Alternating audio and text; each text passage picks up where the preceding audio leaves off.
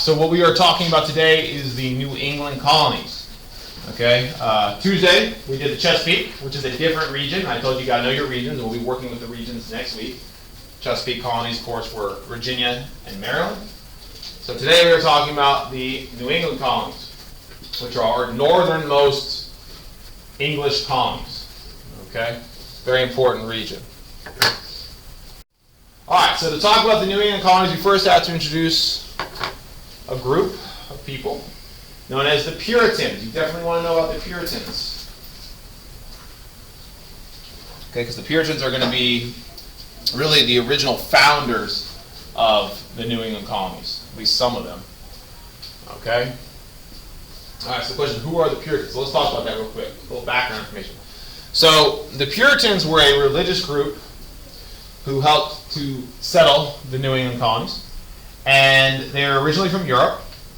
And the reason why they left Europe is because they were being persecuted for their religious beliefs. Okay, this all has to go back to the Reformation, the split in the English church, and all this stuff with Henry VIII way back. So if you don't know that stuff, basically what happened was England decided that they no longer wanted to be a part of the Catholic Church, and they split off and they formed their own church called the Church of England.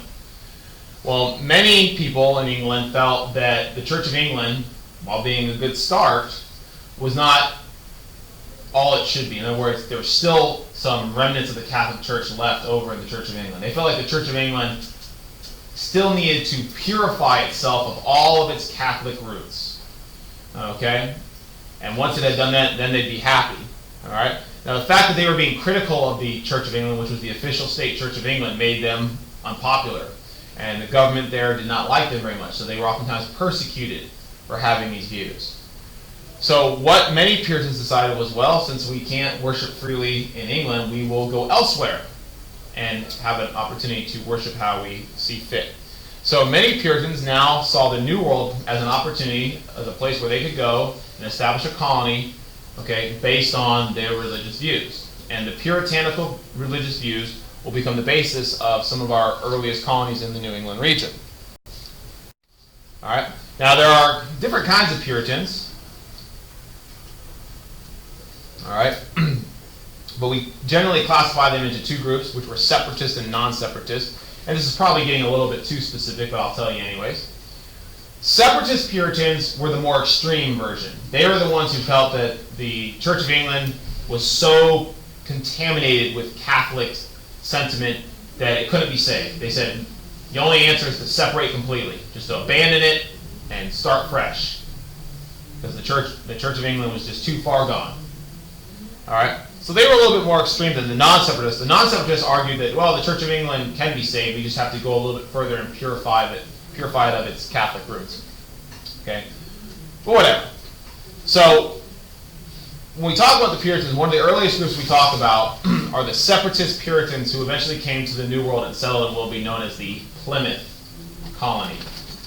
Now, the more accurate term for them would be separatist Puritans. However, the simplified term we most commonly use in the United States today to refer to these people is we call them the Pilgrims. Okay, so we learn about this in elementary school and we talk about them every Thanksgiving. These are those Pilgrims. Okay, but remember, the term pilgrim is not a very specific term. A pilgrim can be anyone who travels or goes somewhere for religious reasons, right? I mean, there are pilgrims everywhere and in every religion. All right, but in the United States today, historically, when we refer to the Pilgrims, we're specifically referring to the separatist Puritans who settled in the Plymouth colony in 1620. Okay, or they migrated in 1620. Okay, so that's who we're talking about. I don't care if you call them the Pilgrims. I don't care if you call them separatist Puritans. Just be aware of who they are. But that's who we're actually talking about. Okay, so this Thanksgiving you can tell everyone, fascinate them with how you know these are the separatist Puritans and not just the Pilgrims. All right, so the Pilgrims, okay, came to America, came to the New World to establish a new colony that would allow them the freedom, okay, to worship in the Puritan faith. And as I'm sure everyone in here is aware, if you've been here for any time at all, they all came over on a ship known as the Mayflower. And the leader of this expedition was a man named William Bradford, who would go on to become the most important pilgrim leader of that era. Okay, William Bradford, leader of the Pilgrims, came over on the Mayflower. They landed at what will be known as Plymouth. Okay, the Plymouth colony. All right, now, from the very beginning of the establishment of the Plymouth colony, we saw some things present that would go on to become an important part of the basis for our country. All right. So when the Pilgrims arrived in 1620, before they even got off the boat, they got together and they drew up kind of a contract or a compact about how this new colony was going to work. This was going to be a very small colony. Okay. And they needed to figure out, okay, well, there's got to be some kind of idea about how we're going to make decisions and things like that. So this document, which is known as the Mayflower Compact, is a very important one in American history. All right, so what is it? What isn't it? All right, it's not a constitution. A constitution is a document that actually lays out all the specific details of how a government will function. The Mayflower Compact didn't really do that. It's not, as you can see, look at it. That's it. You're looking at the entire thing, by the way. That's it. All right, it's not very long. It's not very detailed. Okay, what it was is it was simply an agreement amongst all the settlers that they would form a crude government based on majority rule. In other words, basic democracy. Okay, majority rule would determine what the colony would do, make its decisions. And what this led to was adult male settlers would ultimately meet in assemblies to make laws, make decisions. All right, now why is this important? Well, we consider this important because it shows from the very beginning roots of the New England settlements, there was already an element of basic democracy, which is something that we celebrate and cherish in this country, is the idea of democracy. Okay? And that idea, which was in the Mayflower Compact, would eventually become a part, although a much more detailed part, of every single founding constitutional document in every single colony. You know, it goes back to like when we talked about Jamestown. Remember how I talked about the other day, the Jamestown settlers, when they came over here, they still said we are Englishmen, we have all the rights of Englishmen, and we say, okay, that's the foundations of our essential liberties and rights. This is kind of some of the foundations of our democracy. Okay, so the idea is, you know, right from the very beginning, elements of democracy and liberties are already a part of our colonial roots, and they will, of course, go on and become part of our actual country, the United States, once we form that country. All right. So you definitely want to know the Mayflower Compact. Pretty important document in American history. I'm not going to have you read it. It's not necessary, but if you want to read it, you can.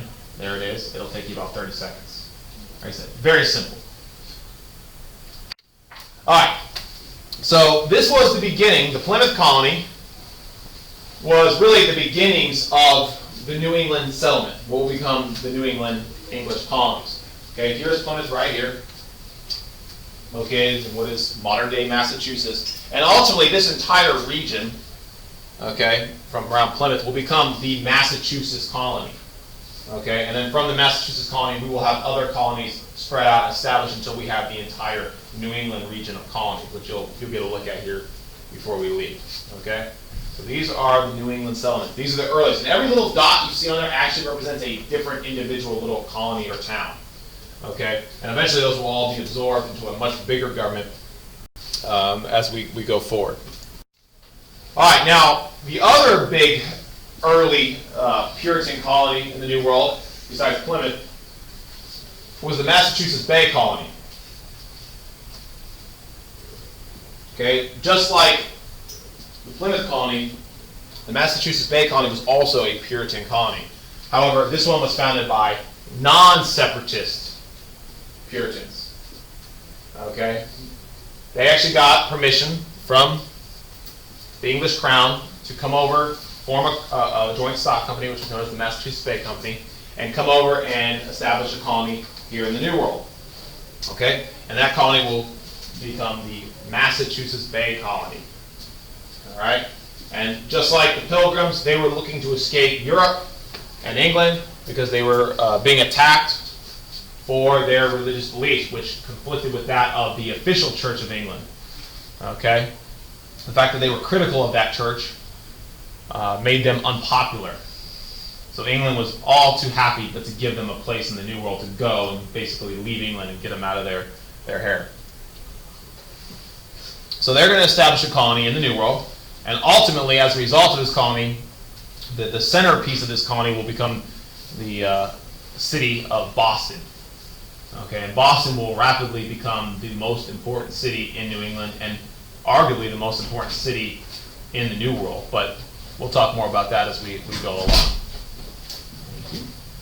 Okay, so as a result of these two colonies, Plymouth and Massachusetts Bay, okay, we see a massive migration of English colonists, mostly Puritans, though not all, to the New World. Okay, so tens of thousands over the next couple decades are going to come over to the New World, many of them to New England, what is known as the Great Migration of the 1630s. But like I said the other day when we were talking about Chesapeake, be careful with that term Great Migration, because there's more than one Great Migration, and not only world history but also in American history there's multiple. But anyways, this is the Great Migration of the 1630s. And I think it's really, look at that picture there, that is an early seal of the Massachusetts Bay Colony. And I think one of the fascinating things about it is it does show you the influence of religion, because if you look at there, who do you think that is there in the middle? What is that supposed to be? A what? Yeah, it's a Native American. It's supposed to be an Indian, right? Not a very historically accurate representation, which kind of shows the bias of the colonists. But if you look closely, you can see what he's saying. He says, "Come over here and help us. Come over here and help us." Like, help us what? They were doing pretty fine on their own, right? And what that means is, the Puritans believed that they had a duty to spread their religion. Unlike the Chesapeake and unlike Jamestown, the New England colonies, most of them, were very much founded with the purpose of spreading religion or establishing a religion. Jamestown was about profit. They were there to get rich. Okay? So it's important to note that some colonies had different motivations. There is no one singular motivation for every colony. I mean, look at Maryland. You guys were supposed to have read about Maryland. Maryland had a religious, foundation. It was founded as a haven for who? Catholics, right? Catholics were being mistreated in England. They said, well, we got to go. We'll go to Maryland. And ultimately ended up becoming mostly a Protestant colony, which is really weird, but it was intended to be for Catholics. Okay? New England was for Puritans. Okay? Chesapeake was, or Jamestown and Virginia were mostly prophets. So there are different motivations for the different colonies. But the idea that, the Puritans needed to come over and convert the Indians and save them. Okay? That's an interesting one to look at. And ultimately, as a result of their actions, both intentional and unintentional, most of the Indians in the region will be killed. So I don't know how that is helping them, but, whatever. All right, so who do we need to know? So we learned about this guy yesterday. So one of the most prominent Puritans you need to know is John Winthrop. Okay, he was one of the most important leaders of the Puritans in the Massachusetts Bay Colony. He was both a political and a religious leader. And of course, he's the one that gave that famous sermon we read yesterday, which is, its official name is A Model of Christian Charity. Right? However, a lot of times people will just refer to it as the City Upon a Hill speech, or the City Upon a Hill sermon. And it's officially named the Model of Christian Charity. And the reason why they call it the City Upon a Hill sermon is because the most famous quote that everyone remembers and is oftentimes cited, even today it's cited, very commonly in political speeches people will cite it, is that, "For we must consider that we shall be as a city upon a hill, the eyes of all people are upon us." And I had you yesterday talk about that a little bit. Okay? And most of you, I came around and talked to you about it, and you guys had a pretty good grasp of what he was talking about. Okay? So that quote there, in a lot of ways, reflects what the Puritans' intentions were. They came over here to establish a colony so they could practice their faith. Okay? Because they believed that if their colony was successful, okay, it would only encourage more people to come to that faith. And they believed that the eyes of the world were upon them. City upon a hill is like an elevated position. Everyone can see it. It's up high where everyone can see what's happening to them. And they believed that if they were successful, other people looking from the outside in would say, wow, their success shows that they are the true faith, that God has chosen them as his chosen people. So for the Puritans, they believed they had to be successful, not only because it would mean their survival as people themselves, but also the survival of their religion. Okay, and they believed that it was, necessary for them to work extra hard to ensure that success and ensure the continuation of their religious beliefs. So because of that, many historians have argued that, this idea of hard work, okay, that the Puritans had, okay, became kind of ingrained into American society. And some people have even argued that Americans are unique in the world, that we work harder than anyone else. I don't know necessarily that's an objective fact, but the idea that Americans will work hard to meet their needs and all these things, harder than anyone, people have a lot of time said, well, we can trace that all the way back to the Puritans, because they believed that hard work was essential in order to prove their success. This is sometimes referred to as the Protestant work ethic, or the puritanical work ethic. But regardless, okay, this is what these people believed, and they established a society very much based on their religious beliefs. However, I don't want you to be confused, okay? It was not a society based on religious freedom. That is the common misconception. People always go, oh, they came over here for religious freedom. Sort of. They came over for religious freedom for themselves. They did not come over to offer religious freedom to everyone else.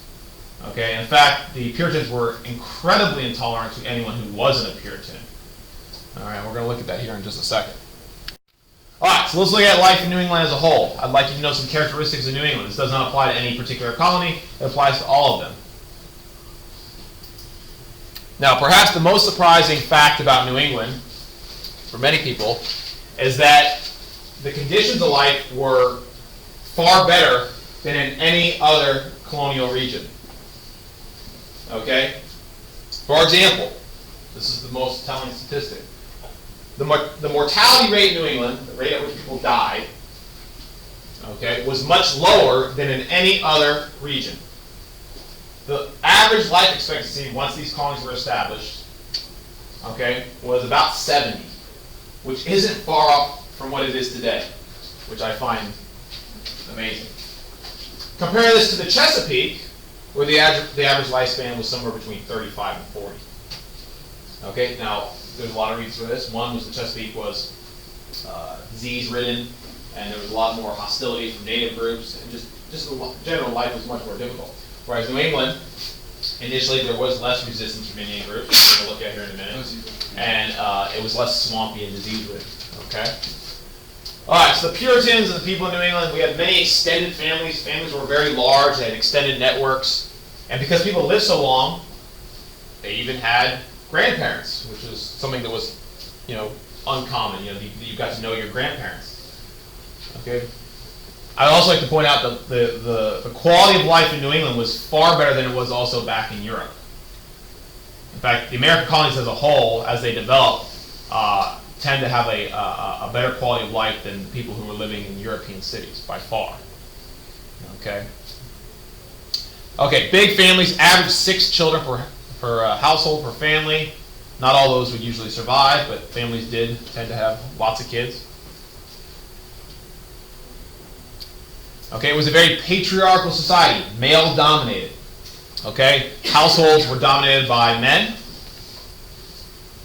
Church congregations and political organizations were also dominated by men. And in fact, the church and government were oftentimes inseparable in many ways in Puritan colonies. Okay, religion was an undercurrent that affected everything in life. Their laws reflected religious views. Okay, so they had morality laws based on religion that would kind of rule everyday life. Okay, so it was a very conservative society.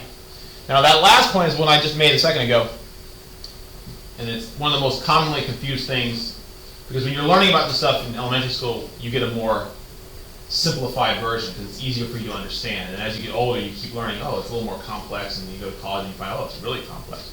Okay, so we were oftentimes told that a lot of the times the colonists came to the New World because they wanted religious freedom. And we're like, oh, okay, the colonies were all about religious freedom. Anyone can come over, anyone can worship. Well, that's not true. It is true that the Puritans were looking for religious freedom. They were looking to leave Europe because there the government was persecuting them for their beliefs. Okay? Now, when they got to the New World and they were free to worship as they saw fit, they did not extend that right of freedom of religion to any other group. Okay, Puritan society was strictly that, Puritan society. You either conformed or you were banished. Okay, and early on they were very strict on this point. As I said, their religious laws oftentimes were inseparable from their secular laws, which are their normal non-religious government laws. Okay, so for example, we have two prominent examples of Puritan outcasts who were exiled from the New England, their respective colonies, for challenging puritanical views and beliefs. Now, the most probably well known is Roger Williams. Roger Williams was this young, popular minister. However, he oftentimes deviated from some of the ideas and orthodoxy of the Puritans.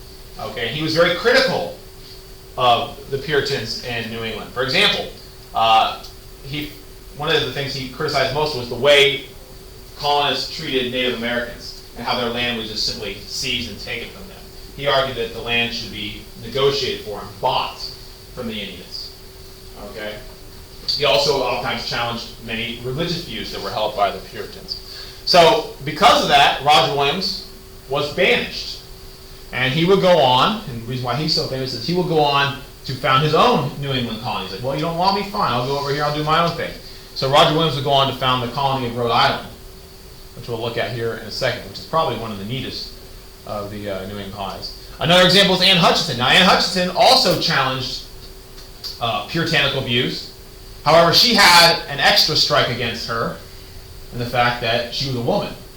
And this was a very male-dominated society. So the fact that Anne Hutchinson, who was herself preaching and talking to people and trying to lead congregation as a woman and challenging male-dominated society, also made her distasteful to many Puritans. So she was also banished because she held views that conflicted with that of the majority of the Puritans. So they would not tolerate any kind of dissent whatsoever. Okay, the freedom of religion was not extended to anyone. Okay, even to their own people. I mean, both of these people were considered Puritans. They just had views that were not necessarily in line with traditional orthodoxy. Okay, so they were both banished. She actually would go on to spend some time in Roger Williams' colony because his colony actually offered a remarkable degree of religious and political freedom. So let's talk about Rhode Island. So Roger Williams would go on to found the colony of Rhode Island, which is also a New England colony. So you see, founded by Roger Williams in 1636 after he was kicked out of Massachusetts, Salem, where they had the witch trials. All right. Now, this is the really neat thing. Roger Williams did not just talk the talk; he actually walked the walk. He got kicked out for saying we should be more free. We should treat Indians nicer, And when he went on to found his own colony, he actually instituted all of those beliefs in his new colony. So in Rhode Island, unlike Massachusetts, we saw separation of church and state, a truly secular government. Okay? There was religious freedom. You didn't have to be a Puritan. And if you weren't, you got banished. There was political freedom. They had universal manhood suffrage, which means every man, regardless of their position or church membership or wealth, could vote. Okay? So by far, Rhode Island was the most tolerant and liberal of all of the New England colonies. Now, that wasn't necessarily seen as a good thing by many. In fact, to others, outsiders looking in, now we look at that in hindsight, well, that's pretty cool. Religious freedom, we like that. Political freedom, we like that. But at the time, the idea of being tolerant of all these different groups was actually looked at critically by many of the surrounding colonies, particularly Massachusetts. They saw this as making it a refuge for all the unwanted people who couldn't find a home in other colonies. So they nicknamed it the sewer. Because, the sewer is where all the refuse goes, right? So many people were very critical of Rhode Island, but in hindsight, like I said, we look back and think, wow, that's pretty neat. So Rhode Island was a very special and unique colony. And other than Pennsylvania, it was probably the most free colony of all of them in terms of allowing actual political and religious freedom. All right, so Rhode Island and Pennsylvania are probably the two most free. We're not. Pennsylvania was a middle colony. We'll eventually get to that. All right, so from very humble beginnings, right? So our early beginnings, here's Plymouth, the Pilgrims, right? Here's Massachusetts, what becomes Massachusetts Bay with Boston as its hub. There's Salem, where Roger Williams got kicked out of. Over the next few decades, people, more and more, tens of thousands come, and then of course they spread out. Okay, and as they spread out, they established new colonies. Okay, and eventually these colonies will eventually kind of merge together and form what will become the basis of our 13 original colonies, and of course the New England colonies. But you can look, you got New Haven, Connecticut, Rhode Island, Plymouth, Massachusetts Bay, New Hampshire. Okay, but take a look at that map. Now look at what happens. So within a few decades, we get well-defined, well-organized colonies, and these become the basis of our new, what we call now, and how we're going to identify them, our New England colonies. Okay, and they are Connecticut, Rhode Island. I know on this map, Massachusetts Bay and Plymouth are separate, but they will eventually join together. Massachusetts and New Hampshire. Okay, so what about Maine? Is Maine a colony? Maine was actually not ultimately its own separate thing. Maine was actually an extension of Massachusetts. Okay, and a lot of people don't even realize, even after the establishment of the United States, Maine was not a state. It was actually part of the territory that belonged to Massachusetts. Maine doesn't become a state until 1820. Okay? But anyways, these are our New England colonies. So once again, Connecticut, Rhode Island, Massachusetts, and New Hampshire. Okay? So you'll want to know that at some point. Okay? But it started off as a bunch of little tiny colonies, and eventually they were organized together by the crown for ease of governance. And while many of them, we talked about this with Chesapeake, while many of them started off as individual colonies created by joint stock companies and things like that, ultimately they will be taken over by the crown and be administered as royal colonies, which means they're colonies that are an extension of England and run by the English government. But that's down the line. All right, let's talk about economies now. You need to know the differences between the various regions. I would like you to know some differences between the individual colonies, like I know Roger Williams versus the Puritans of Massachusetts. But the main thing is also I want you to kind of think about, okay, in terms of regions, because that's a better way of organizing it in your head. What were the differences? What were the political differences? What were the social? What were the economic? Religious? Okay, because that's the way you're most likely going to have to argue it in the future. Like on an essay, right? You might have to argue what are the economic differences between the colonies, right? That would be, I think, that's an essay. That's a perfect essay. Tell me the differences between the economic differences between the Chesapeake and the New England colonies. That could be an essay. All right. So you got to know something. So we already did the Chesapeake. What was the primary economic pursuit in Chesapeake? What? Farming. Farming, specifically. Tobacco was the big one. There was other stuff, but tobacco was the cash crop. So Chesapeake was farming. Tobacco was the big one. In New England, we don't see a massive cash crop. And there's a very good reason why. The region is not hospitable to that kind of agriculture. The soil was really rocky. You really couldn't grow, massive crops like you could down in the Chesapeake where the land was very fertile for that.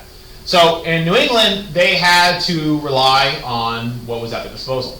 All right. So in New England, we see the economy goes a little bit different. Now, I'm not saying they didn't have farming. They absolutely did have farming. They had what we call subsistence farming.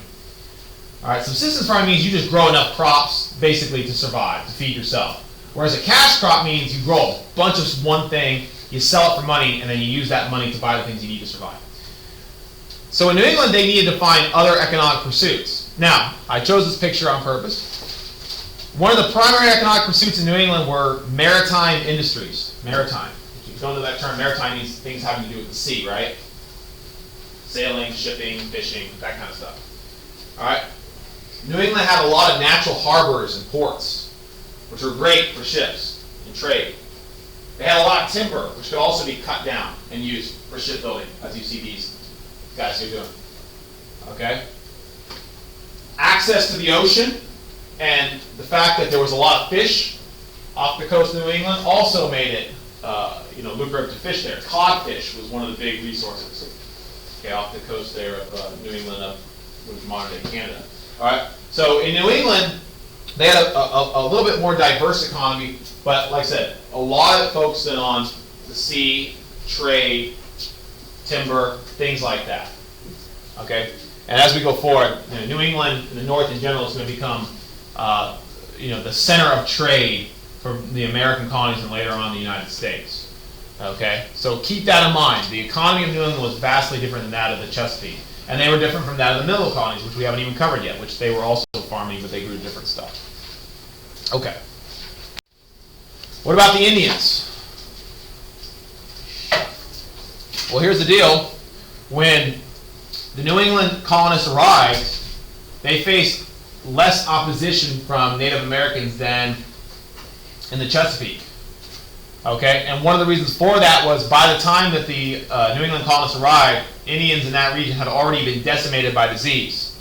It's estimated that epidemics had already gone through the region and wiped out maybe 3/4 of the Indian population there. So the Indians there were already weakened. Okay, so because of that, early on, the New England colonists did not face as much opposition from the Indians as did other colonists. And it's probably because of that we find that in many instances there was an unusually friendly atmosphere between the colonists and the Indians, at least right from the very beginning. Okay, because it was of necessity by both groups. So for example, in the Plymouth colony, the colonists quickly befriended the local native group, the Wampanoags, and through diplomacy between them, they managed to work together to establish their colony and survive the first year. And of course, one of the go-betweens was a Native American man named Squanto. Okay, and Squanto became kind of an early ambassador, kind of like how we talk about with Pocahontas, for early English colonial and Indian relations. So, in some instances, we saw unusually amicable relations between the colonists and the Indians. Okay, and this was probably on the Indians' part. They probably realized, hey, look, we're not in a position of power right now. We should probably try to work, with the English. Okay, and of course the great example of this that we celebrate is the first Thanksgiving. Okay, that first fall harvest, 1621, where the Pilgrims celebrated by having a feast with the Indians, and we celebrate this every year. A very feel-good, positive moment in colonial history. Of course, this will be short-lived, okay? Because what happens is, the same as we talked about before, more and more colonists come over. They begin to expand and encroach further onto Native American land. And ultimately, that spirit of friendship will be broken, and eventually we're going to have outright war. So we need to know some examples, okay? And just like we talked about in the Chesapeake, in New England, we're going to have war with the Indians. So you need to know a little bit about that. All right, so a couple conflicts, and there's more than the ones. I'm just going to talk about the major ones. One of the earliest large-scale sustained conflicts with the Native Americans by the colonists was in the 1630s, known as the Pequot Wars. Okay, and this kind of shows you, this is New England versus the Native Americans there. It kind of shows you how tensions between the colonists and the Americans were beginning to increase. And of course, the colonists did have the advantage, the same we talked about the Spanish, where they had access to firearms and things like that. And of course, the benefit, the fact that diseases had already weakened these Native American groups, and that they were already divided. But the more bloody and probably more well-known battles of the Indians during this time period was King Philip's War. Okay, also known as Metacom's War. Okay, in the 1670s, a Indian chieftain by the name of Metacom, or the English refer to him as King Philip, he attempted to kind of band various Native American groups together to resist English encroachment, which was a very bloody war fought between the Indians and the colonists. However, it did eventually end with the Indians being defeated, and Metacom himself was captured and beheaded. And that marked the end of significant resistance in the New England region. And what ends up happening is the Native Americans who are left in that region now begin to migrate westward to avoid interactions with the English. All right, which was the pattern of behavior that we saw with the English in terms of interaction with the Indians, is that the English sought to force the Indians off the land so that they could seize it. They had no interest in cohabitating the land, whereas the Spanish, we talked about, they dominated them, they enslaved them, and they even married them. We did not see that pattern of behavior with the English. So there's going to be a kind of continuous history of the English moving deeper and deeper, pushing the Indians off their land. They face resistance, they defeat the Indians, they push them further. And that will go all the way up into U.S. history, where the U.S. will continue that trend up until 1890, when the Indian Wars officially come to an end. So there are, hundreds of years left of conflict between American and English settlers against the Indians. And as you can see from this graph, it's very telling. This was devastating to the Native American population. We have an inverse relationship. The blue line represents the number of white settlers in the New England region. And as you can see, 1620 is the starting year, because we're talking about Plymouth. The number steadily rises, and as the number of white settlers come in, the green line, which is Native Americans, okay, it decreases, okay, as a result of disease and, of course, warfare and various other things.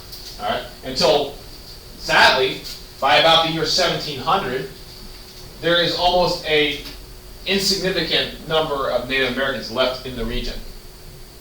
Okay, so this contributed to the genocide of the Native American groups in the region.